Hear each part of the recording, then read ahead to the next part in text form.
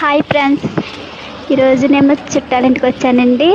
వాళ్ళ పెరట్లో గులాబీ తోట చూడండి ఎంత బాగుందో. పువ్వులు కూడా బాగా పూసాయి కదండి, చాలా బాగుంది కదండి. ఈ వీడియో కనుక మీకు నచ్చితే లైక్ కొట్టండి, కామెంట్ చేయండి. Okay friends, bye.